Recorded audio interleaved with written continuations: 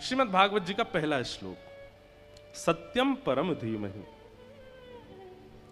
भागवत जी के प्रारंभ में श्रीमद् वेदव्यास जी महाराज ने कृष्णात् परम धीमहि नहीं कहा, ठाकुर जी को वंदन नहीं किया, कहते हैं सत्यम परम धीमहि, सत्य को मैं वंदन करता हूं। बहुत ध्यान से सुनिए सब लोग, एकाग्र चित्त होकर के बैठिए।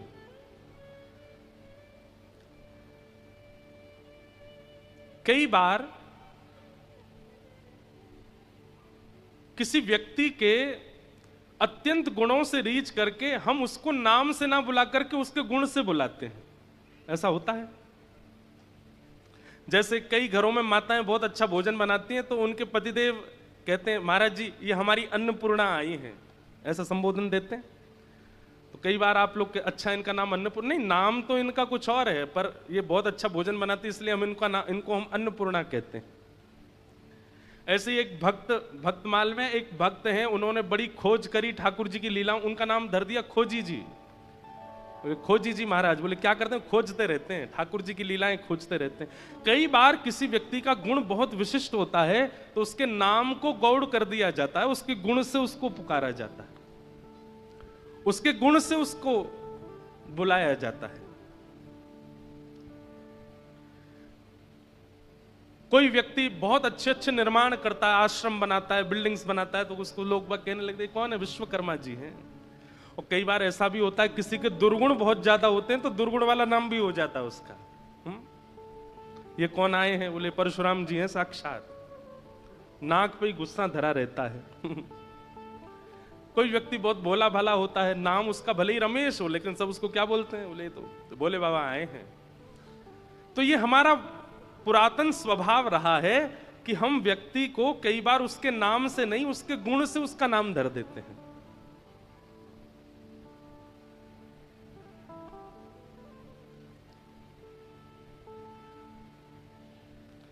एक हमारे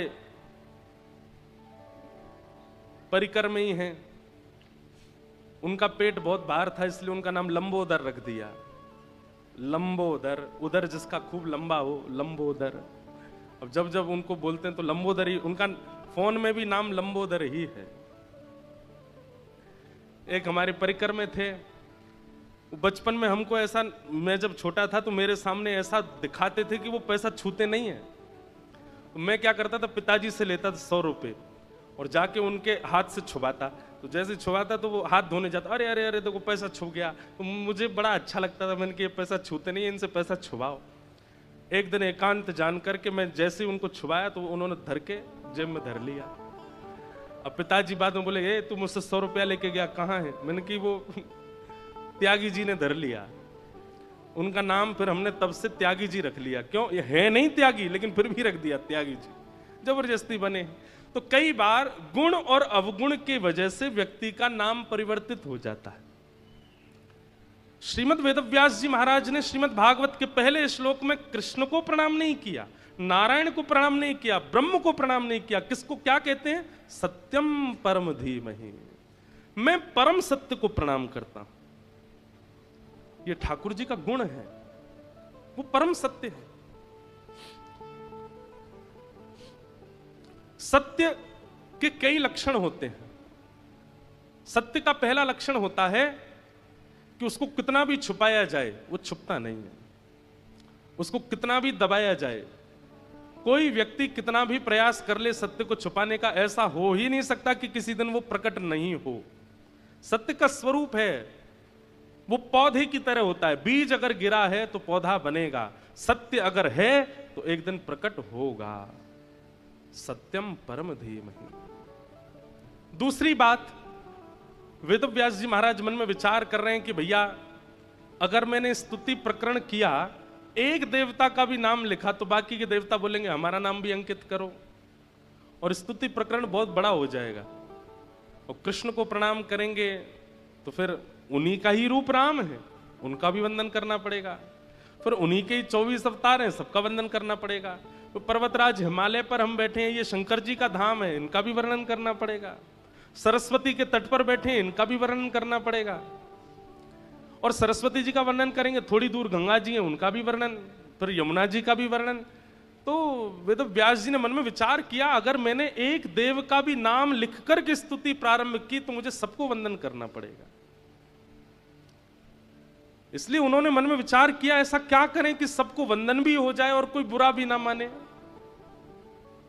उन्होंने क्या लिखा?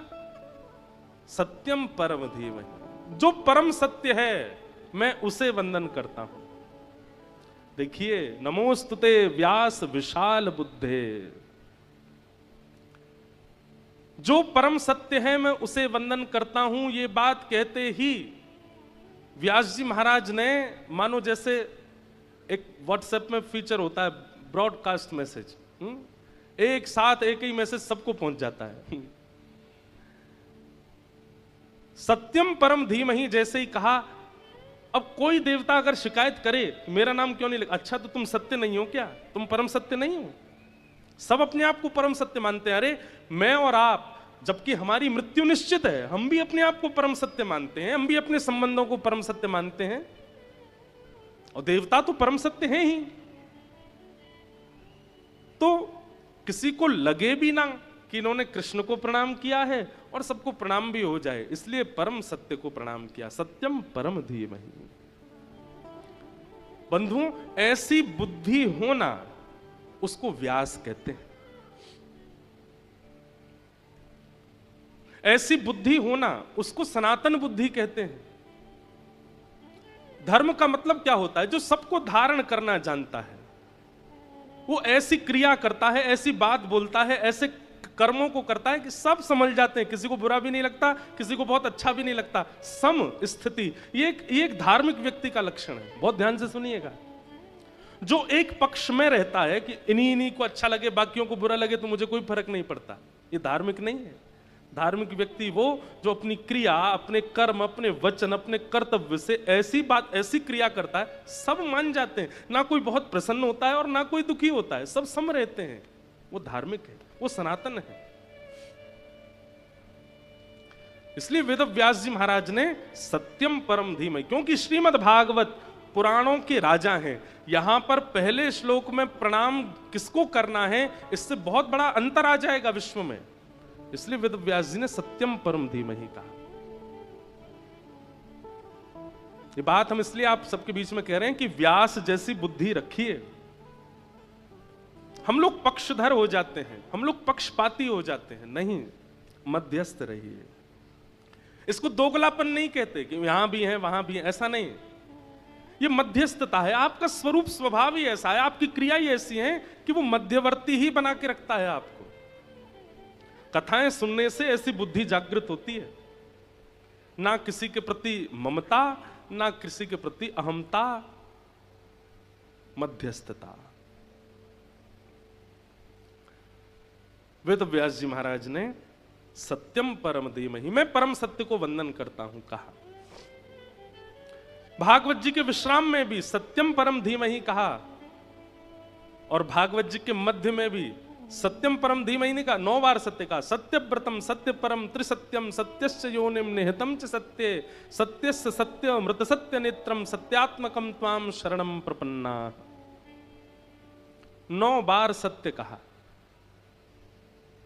अब देखिए, समझदार को इशारा काफी, बहुत ध्यान से सुनो। सत्यम परम धीमहि। दूसरे श्लोक में विषय, अधिकारी, संबंध और प्रयोजन, ये 4 बातें बताई गई। भागवत का विषय क्या है, बहुत ध्यानपूर्वक सुनिए। धर्म प्रोजित कैतवोत्र परमो निर्मत्सराणां सता वैद्यं वास्तवमत्र वस्तु शिवदं तापत्रयोन्मूलनम्। श्रीमद्भागवते महामुनिकृते किं वा परैरीश्वर सद्यो हृद्यवरुध्यते त्रिकृतिभिः शुश्रूषुभिस्तत्क्षणात्। बहुत ध्यान से सुनो। कथा का विषय क्या है? कथा सुनने के पीछे कारण क्या है, या सुनाने के पीछे कारण क्या है, या कराने के पीछे कारण क्या है। सबसे पहली बात, भगवत संबंधी कोई भी कार्य वो अकारण होना चाहिए, उसमें कोई कारण नहीं। आप जैसे ही किसी भगवत संबंधी कार्य में कारण को लेकर के आते हैं तो उस कार्य से जो प्राप्त होना था वो प्राप्त होता ही नहीं है, फिर वो कारण ही प्राप्त होता है। जैसे गंगा स्नान के पीछे एक बड़ा प्रचलित कारण है, क्या? हमने पाप बहुत कर रखे हैं, पाप धोने आए गंगा जी में, पाप धोने आए, एक कारण है। कई लोग तो अपनी जितनी उम्र उतनी डुबकी लगाते हैं, किस लिए? जब हम 1 साल के थे तब हमसे जो पाप हुआ क्षमा करना, 2 साल का क्षमा करना, 28 डुबकी लगा ली, मतलब 28 साल के सबरे पाप खत्म। वाह! जैसे ही आप कारण से भगवत संबंधी क्रिया करते हैं, उस क्रिया का पूर्ण फल वो 0.1% रह जाता है, नष्ट हो जाता है। वही बात हो गई कि बच्चा अपनी मां के पास गया, 80 वर्ष की मां हो गई, पैर दबा रहा है, तो मां मन में सोचती है ये मेरे पैर क्यों दबा रहा है, इसने जीवन भर तो सेवा नहीं करी, आज कैसे पैर दबा रहा है, जरूर कुछ इसको चाहिए। तो बेटा से पूछती है क्या बात है? कुछ नहीं मां, बस आप बहुत थक गई होंगी, पैर दबा। बस थकी तो बेटा मैं 80 साल से हूं, तू आज ही पैर दबा रहा है,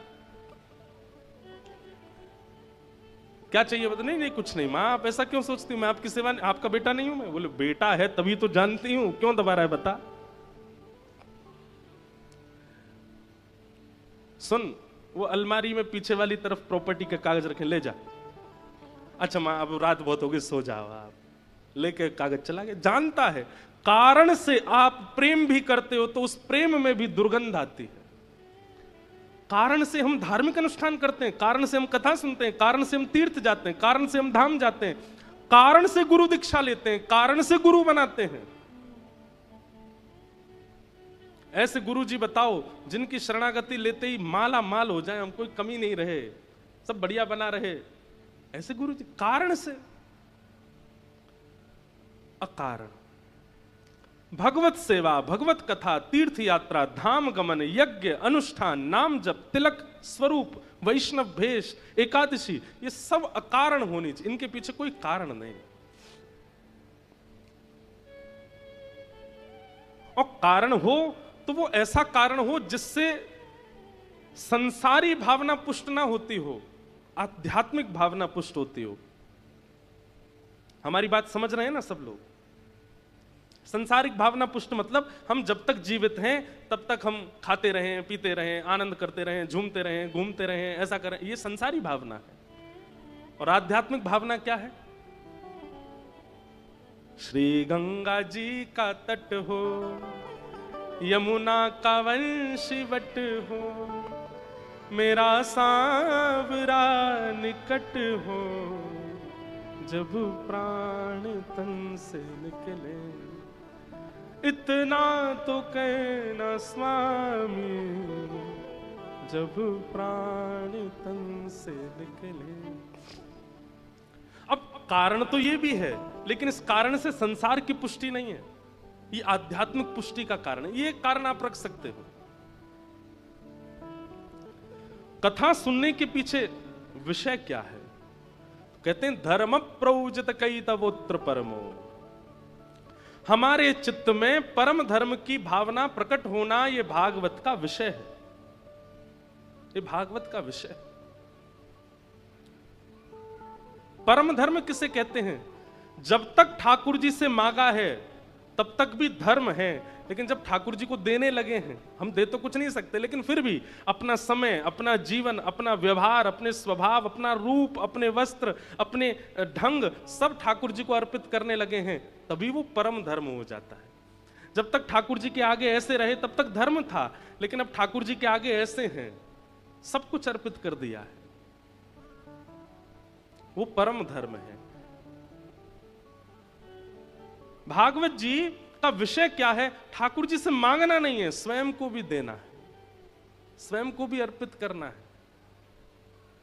हमारे वृंदावन में एक स्थान है कोकिल साईं, हर वर्ष वहां के उत्सव में थोड़ी देर के लिए 1-2 दिन का प्रवचन दास को करने का सौभाग्य मिलता है।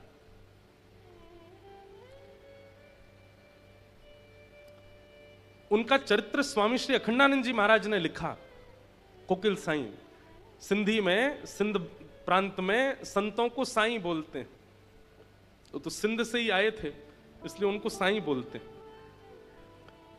और कोकिल उनको इसलिए बोलते थे क्योंकि वो जब मानसी में जाते तो नेत्रबंद करके एक कोयल का रूप धारण करके, और सीता जी जो अशोक वाटिका में हैं रावण के यहां, वहां सीता जी के विरह को दूर करने की सेवा अपनी मानसी में करते। कितनी बड़ी बात देखो। उन्होंने जब कथा सुनी तो कथा सुनकर के उनके मन में क्या आया कि सीता जी इतने वर्षों तक रावण की वाटिका में रहीं, वहां इतना विरह सीता जी को होता था, किसी ने उनके मन को शांत क्यों नहीं किया। अपने गुरुदेव से पूछते सीता जी के आसपास कौन रहता था, बोले बड़े बड़े राक्षस रहते थे, दुष्ट रहते थे, राक्षसियां रहती थी। हमारी इतनी कोमल सी सीता जी, इतनी मधुर सी सीता जी इतने इतने विषम परिस्थिति में रहती थी। तब से उन्होंने मन बनाया, इसी कलिकाल में आज से 40-50 साल पहले वो नित्य नेत्रबंद करके मानसी बनाते अपने मन में, और एक लंका का निर्माण करते, उस लंका में जहां सीता जी वाटिका में बैठी उसका निर्माण करते, और स्वयं कोयल बन के जाते और जाकर के विरही सीता जी को खुश करने का प्रयास करते। राम जी की बाल लीला सुनाते, राम जी की मधुर एक लीला हमने भी सुनाई थी। एक बार कौशल्या मैया और यशोदा मैया के दोनों लाला अदला बदली हो गई। ये लीला कोकिल साईं सीता जी को सुना रहे हैं। कैसे? बोले एक बार नित्य साकेत धाम में कौशल्या मैया के मन में आई कि मैं नंद रानी यशोदा से मिलने जाऊं, और यशोदा मैया के मन में आई कि मैं कौशल्या से मिलने जाऊं। अब दोनों के लाला लाडले छोड़ते हैं नहीं एक दूसरे को। आज जैसे ही मैयाओं ने अपने अपने लाला का श्रृंगार किया, दोनों बिल्कुल एक जैसे लग रहे हैं, और तभी दोनों मैया निकली अपने अपने भवन से। वहां यशोदा मैया के मन में आई कि मैं कौशल्या जी से मिलने जाऊंगा, और उसी समय इनके मन में भी आई है। लेकिन बीच रास्ते में दोनों माताएं मिल गई। दोनों के गोद में श्याम बैठे हैं, एक के घनश्याम एक के रामश्याम, एक जैसे हैं बिल्कुल। आंखें भी एक जैसी, नाक भी एक जैसी, होठ भी एक जैसे, गाल भी एक जैसे, दांत भी चार ही हैं दोनों के। बस अंतर एक है, आपको पता है, मोर पंख कभी कभी राम जी भी पहनते हैं, मोर पिच कभी कभी राम जी भी धारण करते हैं। अंतर केवल एक है, क्या? इनके नयन गंभीर हैं, राम जी के नेत्रों में थोड़ी गंभीरता है, और इनके चपल विशेष, और ठाकुर जी के नेत्रों में थोड़ी चंचलता है। और हरकतें भी सीधे स्थिर बैठते नहीं है ठाकुर जी, कभी हाथ हिलाते रहेंगे, कभी पैर चलाते रहेंगे, कभी कुछ। जी करिए, अरे कोकिल फिर क्या हुआ बताओ ना। बोले फिर तो वो हुआ। बोले क्या हुआ? जिसने आनंद ही भर दिया। बोले कैसे? कौशल्या मैया ठाकुर जी श्री कृष्ण को ले गई, और यशोदा मैया राम जी को ले गई। दोनों बालक भूल गई, एक दूसरे के बालक अदला बदली हो गए, चले गए। सीता जी इतनी प्रसन्न हो रही है सुन के। फिर क्या हुआ? बोले फिर राम जी आ गए गोलोक धाम में, और श्री कृष्ण पहुंच गए साकेत धाम में। आप सब समझ रहे हैं ना लीला? ये पृथ्वी की लीला नहीं है, ये गोलोक, नित्य गोलोक धाम में ठाकुर जी छोटे ही रहते हैं, नित्य साकेत धाम में राम जी की लीलाएं चलती रहती हैं। ये अयोध्या और वृंदावन गोलोक और साकेत ही है। जाके देखो हमारे वृंदावन में, यहां से ऊपर चढ़ के देखोगे तो बद्रीनाथ भगवान शंख चक्र गदा पद्म में बैठे, लेकिन वृंदावन में आज भी राधा रमण लाल छोटे से हैं। गर्मियों में केवल कॉपीन पहनते हैं, एक कॉपीन पहन के एक माला में ही पूरे दिन डोलते हैं। इतना मॉडर्न जमाना आ गया, लेकिन आज भी ठाकुर जी के वस्त्र छोटे ही छोटे रहते हैं गर्मियों में। और सर्दियों में इतना जाड़ा लगता है इनको कि महाराज कान भी ढक लेते हैं, सिर भी ढक लेते हैं, इधर से भी ढक लेते हैं, नीचे अंगीठी जला के और बैठते हैं। क्यों? वहां लाला छोटे ही हैं। अयोध्या में राम लला ही हैं, राम भगवान नहीं है, वहां लाला ही हैं। तो ऐसे ही नित्य साकेत, नित्य गोलोक में लीलाएं होती रहती हैं।